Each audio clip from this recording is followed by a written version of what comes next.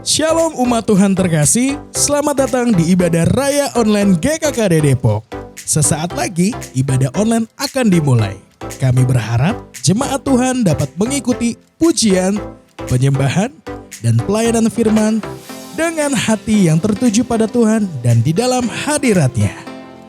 Umat Tuhan dapat memberikan persembahan melalui rekening yang tertera di bawah ini.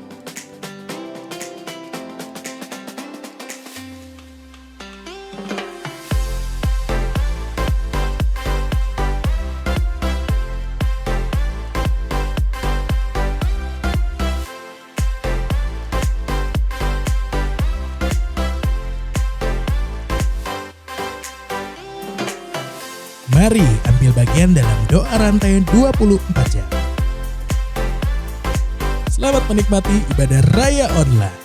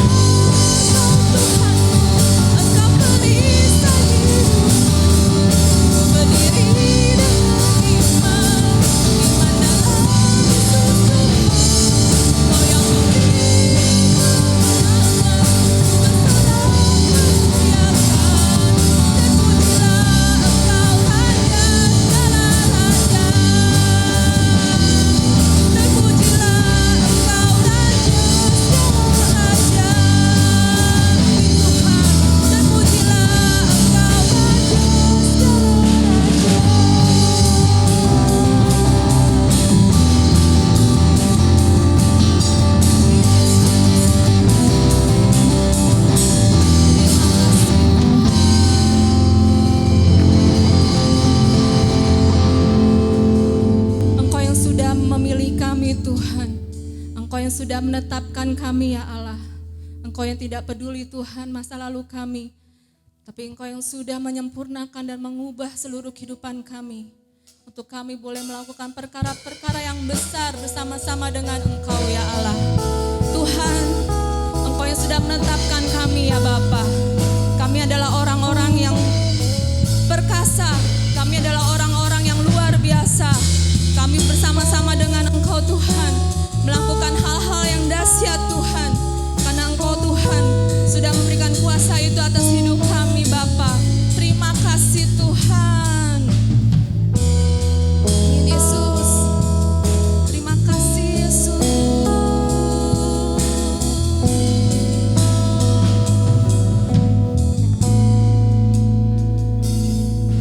Bapa, Engkau mengenalku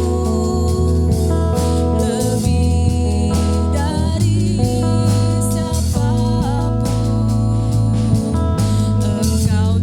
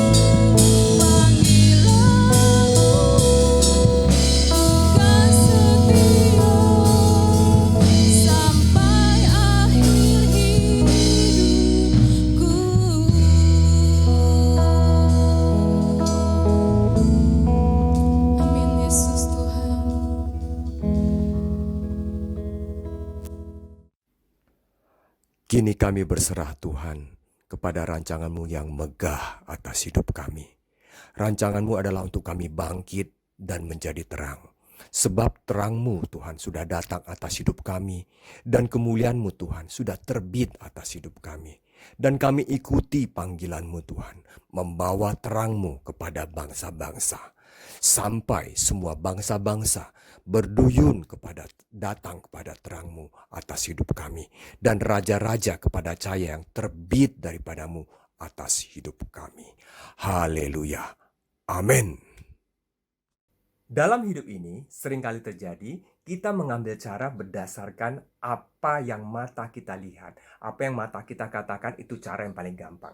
Contohnya kalau Anda berada di titik biru ini, ya, Anda ingin ke titik merah ini, maka mata Anda akan mengatakan cara yang paling cepat, paling akurat, ya, adalah berjalan lurus dari titik biru ke merah.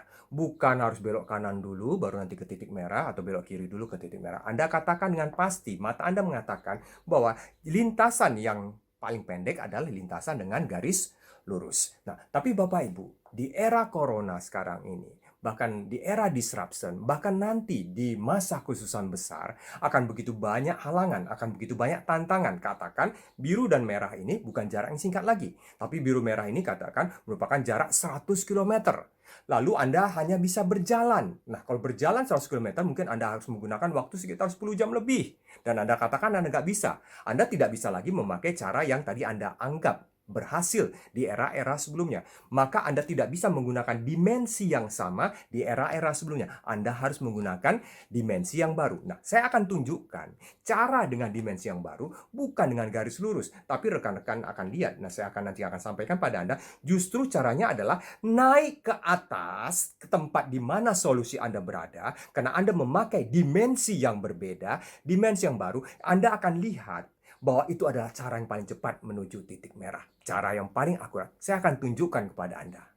Nah, kalau Anda lihat masalah ini hanya dengan dimensi lama, yaitu ada panjang, ada lebar, maka memang Anda katakan bahwa jarak terdekat dari biru ke merah adalah memang garis lurus. Tapi kita sudah katakan tadi, ketika di akhir zaman, ya, ini mungkin sudah menjadi 100 km.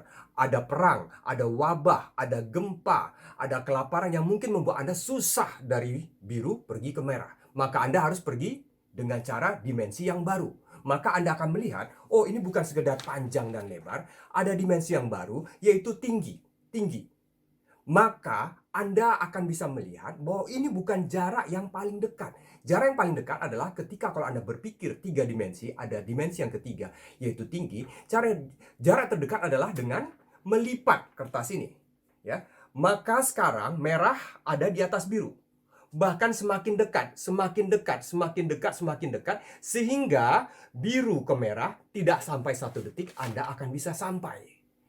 Bapak Ibu, kalau di dunia sains ini disebut dengan wormhole, lubang cacing. Kita ada di daerah biru tadi, kita mau menuju ke suatu tempat, ya, tapi terlalu jauh, ya. Maka wormhole itu, ya, kita bisa masuk ke wormhole lubang cacing, kita bisa pergi ke kuning dan merah tanpa harus jarak terdekat tadi. Jarak terdekat sekarang adalah dimensi yang baru. Nah, Bapak Ibu, di dunia sains, wormhole ini masih spekulatif. Masih berupa science fiction. Karena katanya wormhole ini cepat runtuh. Ya, dibutuhkan energi yang besar untuk mempertahankan wormhole ini sehingga manusia bisa melewatinya. Nah, Bapak Ibu, ya, di dunia ini, di alam semesta ini, siapakah yang mempunyai energi terbesar? Kita tahu bersama. Mari kita lihat di firman Tuhan. Mari kita buka Alkitab kita di Kisah 8 ayat 39. Kisah 8 ayat 39. Ini bercerita tentang Filipus melayani sida-sida Ethiopia. Dia beritakan kabar baik, ya, lalu dia baptis. Nah, apa yang terjadi? Ayat 39, Kisah 8 ayat 39, setelah mereka keluar dari air, apa yang terjadi rekan-rekan? Roh Tuhan itu tiba-tiba apa? Melarikan Filipus. Inilah hidup yang dilarikan oleh Roh Kudus. Ya, lalu dan sida-sida itu tidak melihatnya lagi karena Filipus tiba-tiba menghilang, ya, dan meneruskan perjalanan dengan sukacita. Ya, kebayang saya sida-sida Ethiopia tuh, wah, merasa ketemu malaikat. Wah, dan dia katakan, wah, malaikat tuh orangnya sederhana loh. ya, nggak ada sayapnya, orangnya juga agak rada pendiam, pakaiannya juga apa adanya, orangnya senyum-senyum ya kayak Bang Ocit lah, rambutnya keriting ya, kira-kira gitu ya. Lalu kemana nanti Filipus dilarikan oleh Roh Kudus? Kita lihat ayat 40. Tetapi ternyata Filipus ada di mana? Ada di Asdod. Nah, kita lihat rekan-rekan ya. Kalau di Alkitab saya ini ada ini My Sword, ini ada untuk menunjukkan petanya. Kalau saya klik, ya, maka rekan-rekan akan lihat, ya, rekan-rekan, Filipus ada di mana? Ya, Alkitab sebelumnya mengatakan di ayat sebelumnya ayat pasal 8 tadi, ya, Filipus lagi dari Samaria, Tuhan suruh dia menuju apa? Jalan yang turun dari Yerusalem menuju Gaza. Ya, jadi rekan-rekan ini, ya, ini Samaria kira-kira di sini, ya, Yerusalem ada di sini. Jadi Filipus turun dari sini, ya, dari Samaria. Ya, jadi dia kira-kira ada di sini rekan-rekan, karena dia nanti dia akan menuju Gaza. Ya, jadi kira-kira di sinilah Filipus ketemu dengan Sida-sida Ethiopia. Lalu apa yang terjadi? Ya, tiba-tiba Roh Kudus melarikan Filipus bukan dengan jalan biasa, ya, Filipus bukan jalan, tapi Filipus ya dilarikan. Inilah ya menuju Asdod atau Azotus ya. Jadi ini kira-kira wormhole-nya Roh Kudus ya, spiritual wormhole, lubang cacingnya Roh Kudus ya. Dan waktu sekejap ya, Filipus tiba-tiba sudah ada di Asdod. Ya, nah Bapak Ibu rekan-rekan, wah ini luar biasa. Ini spiritual wormhole. Nah rekan-rekan, ini extraordinary. Tapi kita belajar di tahun 2020 ini, Deo 2020. Ya, sering kali terjadi kita langsung mengharapkan sesuatu yang extraordinary. Tapi rekan-rekan, Tuhan ajarkan kita harus ada disiplin dulu menuju extraordinary. Rekan-rekan, seringkali terjadi kita maunya extraordinary. Saya mau masalah saya cepat selesai. Saya mau wormhole-nya dari Tuhan. Ya, tapi rekan-rekan, kita harus masuk pada pendisiplinan Tuhan dulu. Nah, kita lihat di ayat-ayat sebelumnya. Apa pendisiplinan yang Tuhan lakukan atas hidup Filipus? Nah, kalau kita lihat di Kisah 8 awal-awalnya, ya, di Kisah 8 ayat 1, ini sedang terjadi penganiayaan yang hebat terhadap jemaat.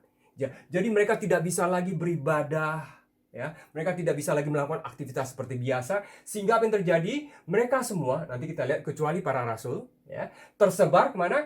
Ke seluruh daerah Yudea dan Samaria. Ya, selama ini mereka tidak pernah sampai ke Samaria, tapi gara-gara penganiayaan yang membuat mereka tidak bisa beribadah, mereka sampai ke Samaria. Nah, rekan-rekan di rumah, ya, Bapak Ibu, perhatikan. Bukannya karena Tuhan tidak sanggup melindungi jemaat yang di Yerusalem terhadap pengejaran Saulus, ya, terhadap penganiayaan dari Saulus dan kawan-kawan, tapi ada maksud Tuhan, ya, supaya mereka sampai ke Yudea, Samaria, dan bahkan nanti sampai ke ujung bumi. Nah, rekan-rekan, bukannya Tuhan tidak sanggup melindungi rumahnya dari corona, sehingga kita bisa beribadah.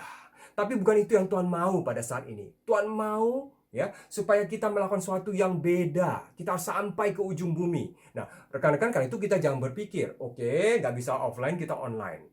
Ya, lalu hanya sekedar online. Padahal Tuhan mau, ya, kalau kita membangun ibadah online, itu bukan semata-mata ibadah online. Kita harus bangun sampai ke pelayanan multimedia. Kalau kita hanya berpikir ibadah online ketika kita kembali ke ibadah offline, maka kita kata kita nggak butuh lagi pelayanan multimedia.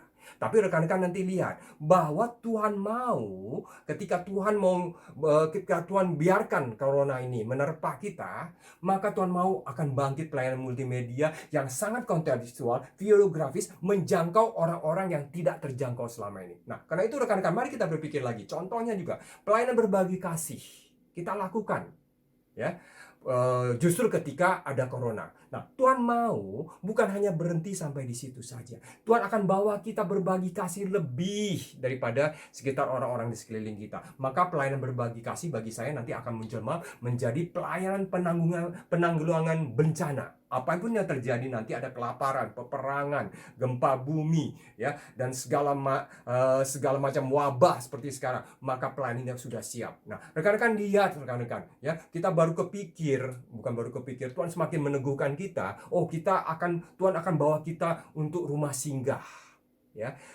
Tuhan mau kita sampai ke Samaria dan sampai ke ujung bumi. Hal-hal yang selama ini dia tidak bisa ajarkan pada kita, dia akan ajarkan. Lihat rekan-rekan, kalau di Kisah 9, coba simpan ayat ini. Kalau kita lihat di Kisah 11 ayat 19, rekan-rekan.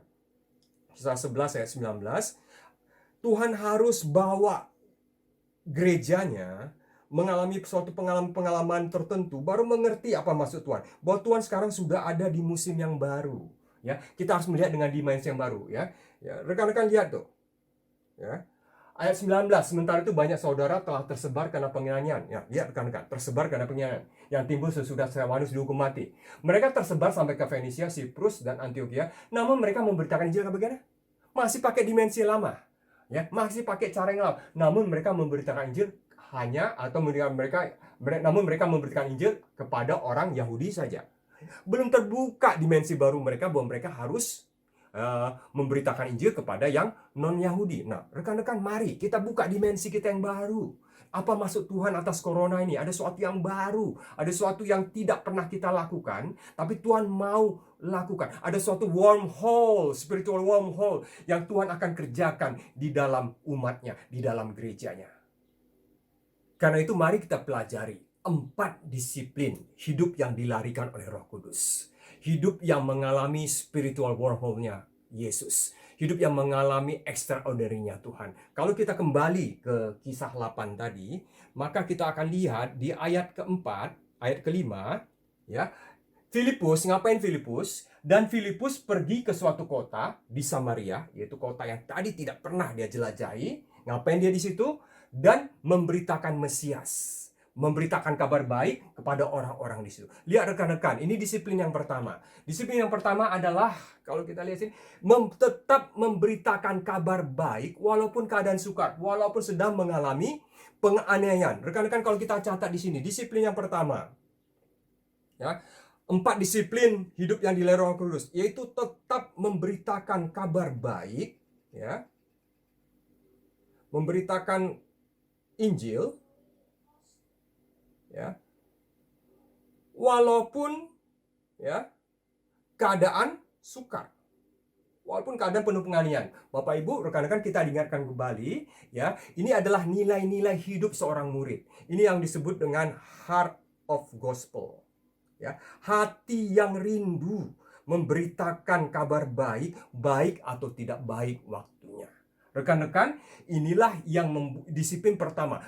Filipus mempunyai heart of gospel. Tetap memberitakan kabar baik walaupun keadaannya tidak baik. Nah, rekan-rekan, kalau kita kembali lagi di sana, disiplin yang kedua, rekan-rekan, kalau kita baca ayat seterusnya ini, terjadi pembalikan keadaan. Samaria yang tadi dikuasai oleh sihirnya Simon, dibalikkan. Sekarang Samaria percaya kepada Yesus Kristus Tuhan. Nah, rekan-rekan, sangat besar sukacita dalam kota itu. Lalu apa yang terjadi, rekan-rekan? Ini disiplin yang kedua. Kita baca ayat 14. Ayat 14. Lihat rekan-rekan, ketika rasul-rasul mana? Rasul-rasul yang diam di Yerusalem. Rasul-rasul yang tidak ikut ke Samaria. Mendengar bahwa tanah Samaria telah menerima firman Allah, mereka mengutus siapa? Petrus dan Yohanes. Petrus Yohanes tadi masih diam-diam aja. Kalau si Filipus sudah bergerak, setibanya di situ ayat 15, kedua rasul berdoa supaya orang-orang Samaria itu beroleh Roh Kudus. Nah, rekan-rekan, kalau saya lihat, kalau saya jadi katakan saya jadi manusia biasa yang tidak mengerti hati Tuhan, maka saya mengatakan, loh, ngapain nih? Petrus dan Yohanes tadi Anda diam-diam, sekarang ketika saya terjadi revival, baru Anda ikut-ikutan, kira-kira gitu kan ya? Rekan-rekan, kita seringkali terjadi, kita agak bentrok dengan teman-teman. Oh, dulu kok nggak bantu, kok sekarang bantu ya? Ketika semuanya keadaan sudah semakin heboh di dalam Tuhan. Nah, tapi lihat rekan-rekan, tidak ada dicatat Alkitab, tapi Filipus menerima orang dengan luar biasa, karena ini adalah pemimpin-pemimpinnya. Dia terima, dia sambut dia. Maka apa yang terjadi? Kegerakan Roh Kudus semakin besar dan luar biasa. Semua mengalami baptisan Roh Kudus. Nah, rekan-rekan, ini kita sebut dengan disiplin yang kedua, dari Filipus. Disiplin yang kedua adalah simponi dengan saudara-saudara seiman. Bapak Widi mengajarkan pada kita waktu itu di doa PD Selasa bahwa kita harus sepakat, ya, 2 orang 3 harus sepakat, bersimponi. Ya, ini adalah bersepakat tentang kegerakan Roh Kudus. Ini bersepakat, ya, untuk melepaskan, untuk mengikat dan melepaskan. Rekan-rekan, ini apa? Kalau kita bicara nilai-nilai, ini adalah heart of. Kalau tadi heart of gospel, sekarang ini adalah heart of, ya, synergetic. Masih ingat Bapak Ibu? Ya, servant leadership. Ya, ini adalah hati seorang yang menjadi pemimpin di dalam Tuhan, tapi melayani dan mau bekerja sama sesama tubuh Kristus. Mari Bapak Ibu, Pak Widi ingatkan kita berapa minggu yang lalu, ayo kita sama-sama melayani di gereja anak, sama-sama kita bantu pelayanan youth, pelayanan keluarga, semuanya satu. Bahkan kita akan menjadi bekerja sama dengan gereja Kristus sekota. Ya, kita menjadi bekerja sama dengan tubuh Kristus yang lainnya. Inilah, ya, Filipus mempunyai heart of synergetic servant leadership. Dia katakan, saya mau bekerja sama dengan semua supaya revival di dalam Tuhan semakin besar. Nah, rekan-rekan, apa yang menjadi disiplin yang ketiga? Kalau kita lanjutkan terus, rekan-rekan, ya, terjadi revival yang semakin besar. Ya, kita baca ayat 26. Kita lihat nih, ini disiplin apa nih? Ayat 26. Ya, ketika terjadi hal yang heboh dan besar ini, ya, lihat rekan-rekan, Filipus tetap dengar-dengaran dengan sorga. Maka kemudian lihat ayat 26, kemudian berkatalah seorang malaikat. Ini ketika terjadi hiruk pikuk tadi, ya, Filipus tetap tajam kepada Tuhan. Dia mendengar, ya, Tuhan melalui malaikatnya berkata padanya apa? Ya, bangunlah dan berangkatlah ke sebelah selatan, ya. Sebelah selatannya Samaria itu, yaitu balik ke Yerusalem nanti. Dan menurut jalan yang turun dari Yerusalem ke Gaza, jalan itu jalan yang sunyi. Rekan-rekan, coba kita lihat, rekan-rekan. Tadi kita lihat, ya, kenapa Filipus sampai ke Samaria? Kenapa? Karena ada penganiayaan di Yerusalem. Maka dari Yerusalem dia pergi ke Samaria, ke atas, ke utara. Nah, sekarang rekan-rekan, Tuhan suruh dia balik lagi ke arah Yerusalem. Ini rekan-rekan, ini cari mati namanya. Ini cari mati. Ya, tadi kan lari karena ada penganiayaan di Yerusalem. Sekarang Tuhan suruh lagi dia kembali ke arah Yerusalem. Ya, kalau saya mungkin jadi Filipus, saya akan bisa mengacara, Tuhan, di sini dululah Tuhan. Saya harus membangkitkan pemimpin-pemimpin baru di Samaria. Nantilah baru kapan-kapan saya balik lagi ke arah Yerusalem. Tapi rekan-rekan, ini adalah, ya, rekan-rekan, kita catat di sini, ini adalah heart of excellent disciple. Hati seorang murid yang patuh, ya, yang taat, ya, apapun Tuhan mau. Ini excellent disciple. Jadi kalau rekan-rekan, ya, ini adalah nilai-nilai heart of excellent disciple. Apa kata Tuhan? Saya patuh, Tuhan. Saya dengar dari Tuhan dan saya patuh melakukan. Walaupun itu kembali menurut saya adalah ke arah, atau Tuhan bawa saya ke hal yang tidak saya sukai, atau saya masih khawatir, tapi kaki saya sebagai bawa kabar baik akan melangkah ke sana. Ini adalah heart of excellent disciple. Ya, maka rekan-rekan, kalau kita balik ke sana, ya, Filipus, ya, dia berangkat, ya. Di Samaria dia sudah dimegah-megahkan, dia sudah dianggap pahlawan. Tapi bagi dia, bukan itu yang saya cari. Ya, yang saya cari adalah hatinya Tuhan, kehendaknya Tuhan. Maka dia tinggalkan Samaria yang sudah menganggap dia sebagai pahlawan tadi. Dia pergi kemana? Lalu berangkatlah Filipus, ya, pergi ke jalan yang sunyi tadi, ya, yang Yerusalem tadi. Rekan-rekan, kalau kita lihat di sini, ya, berarti rekan-rekan ini, Samaria kira-kira di utaranya Yerusalem. Ya, maka dia balik lagi ke Yerusalem. Tadi kemana rekan-rekan? Sekitar ke daerah sini. Untuk ketemu apa? Bukan banyak orang loh rekan-rekan, tapi satu sidas. Karena bagi Tuhan, ya, kalau ada satu orang diselamatkan, seluruh malaikat di sorga bersuka cita. Dia kembali ke sini mencari bahaya rekan-rekan. Tapi kenapa? Karena dia punya heart of excellent disciple. Itu adalah rekan-rekan, itu adalah nilai-nilai yang ketiga. Nah, kalau kita lanjutkan lagi, ya, maka rekan-rekan lihat, ya, tadi kita sudah cerita, ya, kita sudah sampaikan tadi. Maka ayat berikutnya menjelaskan bagaimana Filipus melayani sida-sida Ethiopia tadi, ya. Dia baptis, ya. Lalu apa yang terjadi? Kita kembali kepada ayat awal tadi, ayat 39, Kisah 8 ayat 39. Lihat rekan-rekan, setelah mereka keluar dari air, apa yang terjadi? Filipus dilarikan oleh Roh Kudus.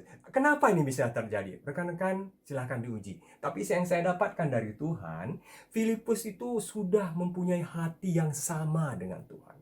Dia sudah mempunyai timing yang sama dengan Tuhan. Space yang sama dengan Tuhan. Karena rekan-rekan, Filipus itu tidak berpikir secara dunia. Kalau saya berpikir secara dunia, ini kan namanya sida-sida Ethiopia. Kepala bendahara Ethiopia, Sri Kandake. Ya. Oh, ini pasti banyak uang. Apalagi dia datang untuk beribadah ke Yerusalem. Pasti dia bawa persembahan nih. Kalau saya tunggu dikit aja, artinya setelah keluar dari air, ya, saya tunggu, saya ngobrol-ngobrol dengan si Daju, pasti nanti dia memberikan persembahan kasih bagi saya. Tapi Filipus tidak berpikir seperti itu. Filipus di dalam hatinya, dia selalu mikir, Tuhan, kemana lagi kau bawa aku, Tuhan? Aku mau melayani kau lagi, Tuhan. Mana kota-kota yang membutuhkan aku lagi, Tuhan, di dalam kau, Yesus. Maka pada waktu itu, ketika yang dia pikirkan itu, dia sepakat dengan sorga. Dia bersimponi dengan sorga untuk melakukan pekerjaan-pekerjaan Tuhan. Dan jadi apa yang terjadi? Ya, karena terjadi resonansi, rekan-rekan. Maka begitu keluar, Filipus berpikir, Tuhan, aku mau melayani Tuhan. Roh Kudus juga berpikir yang sama. Sepakat, terjadi resonansi. Maka apa yang terjadi? Ya, maka Roh Kudus melarikan Filipus. Bagi dia, harta dunia ini bukan dimensinya. Dia mempunyai dimensi yang baru dari Yesus Kristus Tuhan. Ya, rekan-rekan, ini sama terjadi di Henok. Henok hidup bergaul dengan Allah. Ya, walk with God. Di Kejadian 5 ayat 24. Di Kejadian 5 ayat 24, maka Henok pun juga terangkat. Saudaraku, lihat. Ya, Alkitab bukan kitab sejarah. Kalau Anda lakukan persis sama seperti yang Alkitab katakan, maka itu akan terjadi lagi. Hidupmu akan dilarikan oleh Roh Kudus. Kalau engkau mengalami 4 disiplin di dalam Tuhan. 4 disiplin yang keempat kita catat, rekan-rekan. Yaitu apa? Disiplin yang mengembalikan semua kemuliaan, ya, hanya kepada Yesus Kristus. Ya, rekan-rekan, ini kita sebut dengan heart of true worshiper. Heart of true worshiper.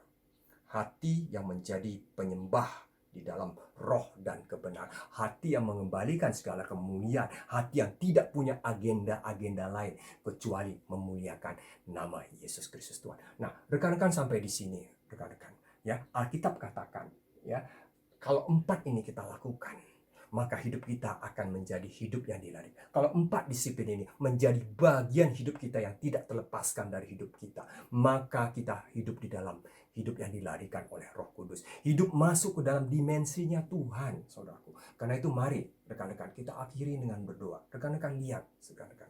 Ya, saya bukan sedang tebak-tebakan, tapi lihat ke depan, saudaraku. Bagi saudaraku yang pertama, yang pertama, Anda di bisnis, saudaraku, Anda di kehidupan keluarga, Anda dikasih dunia, ya, opsi A atau opsi B, yang Anda rasakan, aduh, saya tidak bisa mengambil opsi A atau B, ini begitu dilematis. Maka lihat, Tuhan akan menciptakan wormhole bagi hidupmu kalau kau melakukan 4 disiplin ini di dalam Tuhan. Lihat, rekan-rekan, bagi yang berbisnis, rekan-rekan, ya, akan ada spiritual wormhole. Firman Tuhan waktu itu kita diajarkan, ya,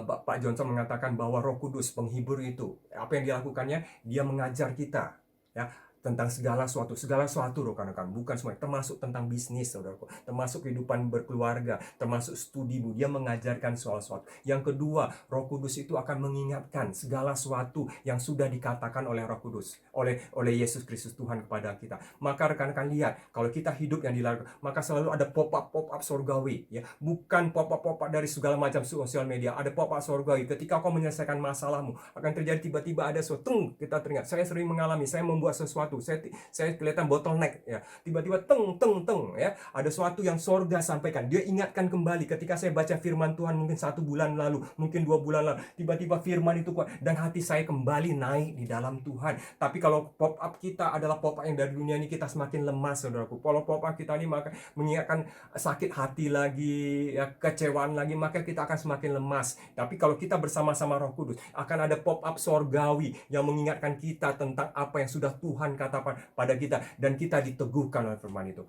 Ya, maka rekan-rekan, bagi yang rekan-rekan yang berbisnis, mari lihat rekan-rekan, Anda akan mengalami spiritual wormhole di dalam Yesus. Spiritual wormhole di dalam. Yang studi, Anda mentok mungkin di tugas akhir, tapi mari hidup dilarikan oleh Roh Kudus, maka Anda akan mendapatkan spiritual wormhole. Ya, tapi satu hal rekan-rekan, catatannya, ya, ketika kita masuk ke dalam hidup yang dilarikan oleh Roh Kudus, sama seperti Henokh, hidup kita itu hidup yang Bapak Martinus minggu lalu mengatakan hidup yang di Yesaya 60 ayat 1 ayat 2 sampai 3. Ya, ada terang Tuhan terbit atas kita. Ya, Bapak Martinus juga menyambung dengan 2 Korintus 3 ayat 18. Ada hidup yang mencerminkan kemuliaan Tuhan, ya. Tapi rekan-rekan, kalau kita baca di kita ayat terakhir 2 Korintus 3 ayat 18, kita mari sama-sama kita baca 2 Korintus 3 ayat 18.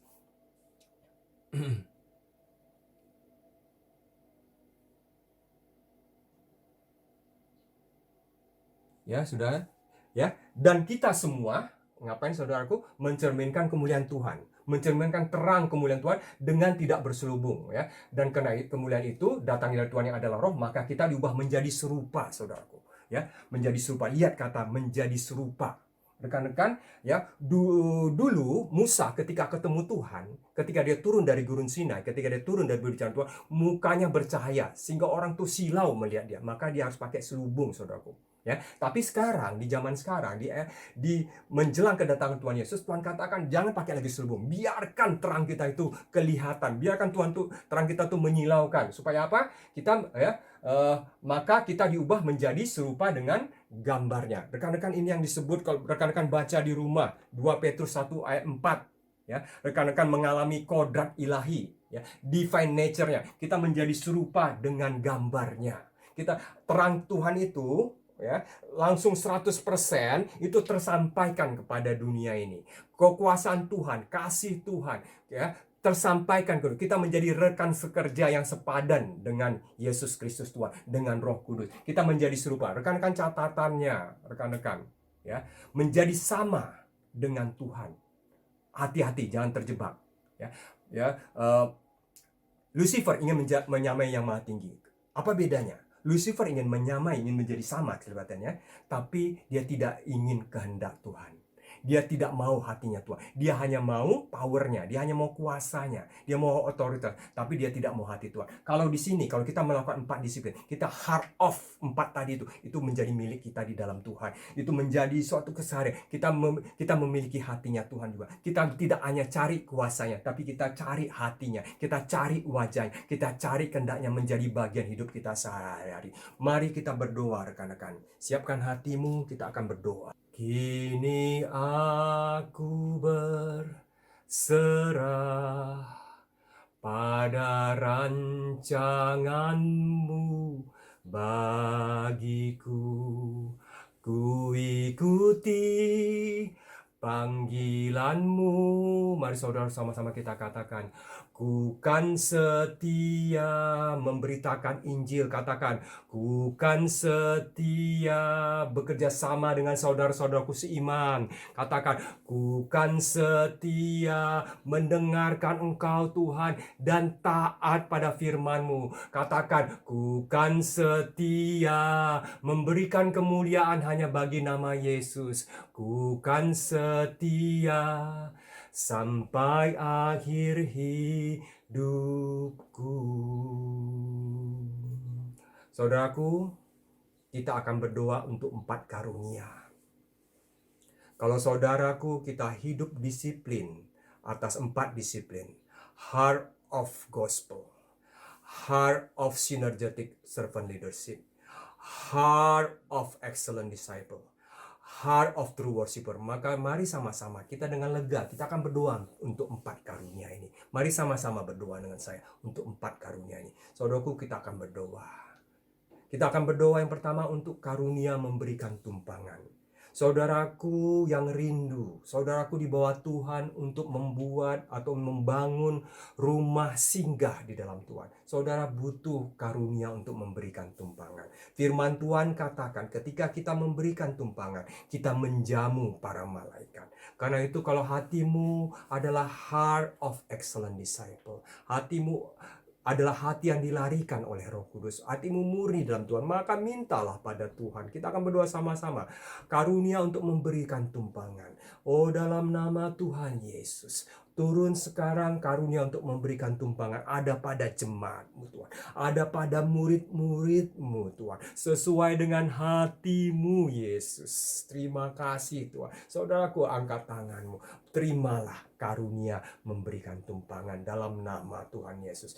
Yang kedua, saudaraku, adakah engkau di sini? Saudaraku, kita dengar bahwa daerah Depok tempat kita sekretariat tetap dalam kondisi zona merah.